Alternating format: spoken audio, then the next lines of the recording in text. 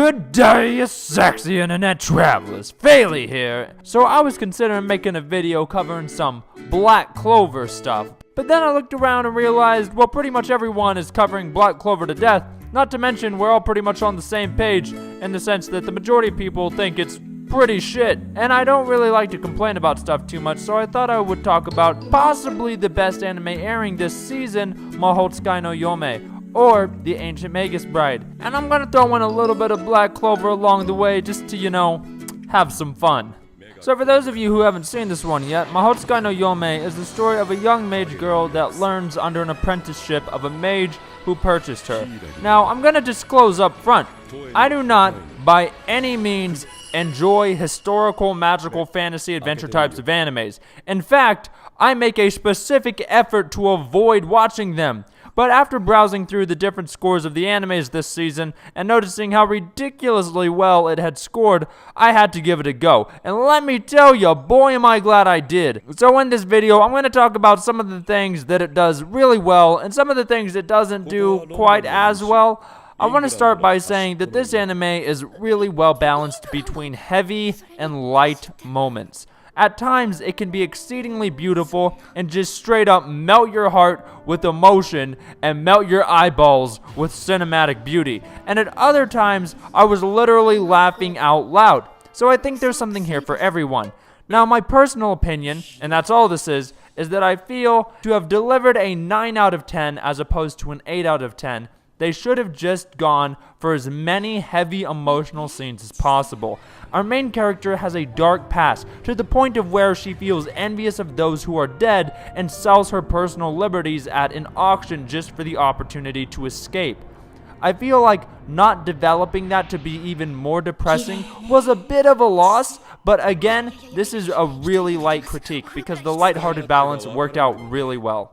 So one of the more discreet and yet very important elements that goes fairly unnoticed in most animes is the amount of main characters in a first episode. In Mahoutsukai no Yome, we are introduced to 2 main characters and that's it. And I think the level of connection you have to a character in the first episode can be indicated by an equation. Characters divided by 100 attachment points equals attachment per main character. So if you have 2 characters divided by 100 attachment points, you get a 50%, which is pretty high. Now if you take that same equation and you apply it to Black Clover, you'll find that you actually get a higher number, which seems odd, I know, because you're thinking, well, we were introduced to 2 characters, blonde-haired Natsu on crack and Sasuke, but what you didn't realize is that volume cancels out attachment. So if every time Natsu speaks, everybody is muting their computers, then in reality,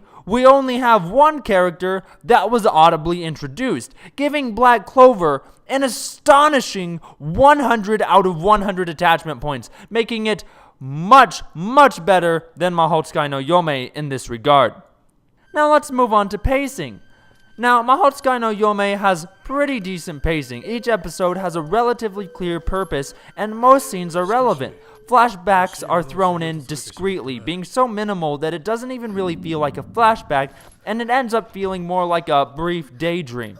Now, personally, I think they could benefit from moving a little slower with the amount of elements they end up introducing in each episode. The more elements one introduces, the more you need to explain to have a thoroughly deep anime.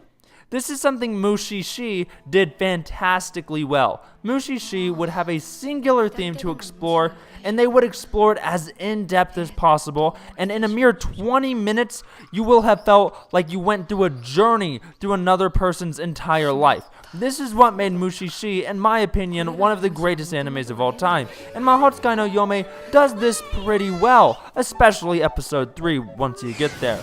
Now, to put this in an equation, you can calculate focus by dividing 100 focus points by the amount of themes introduced in the episode. So we calculate Black Clover's focus point by dividing 100 by 0. And as logic follows, 0 can go into 100 an infinite amount of times, thus making Black Clover the most infinitely focused anime of all time. Now to get back to a serious note here, I really want to talk about this soundtrack.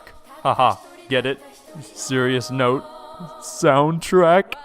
Now, I've brought this up before, but I really think that the soundtrack is what makes or breaks an anime. And for Mahoutsukai no Yome, the soundtrack is freaking killing it in the best way possible. It's really easy to overuse or underuse a soundtrack, but Mahoutsukai no Yome has the perfect balance of musical presence, and you'll get what I'm saying when you watch it.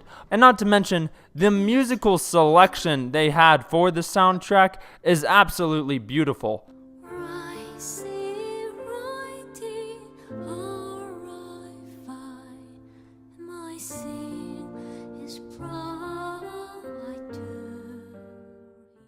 But honestly, I'm a music nerd, and so for you other music nerds out there, did that not just totally blow your minds when you heard a time signature change in an anime opening?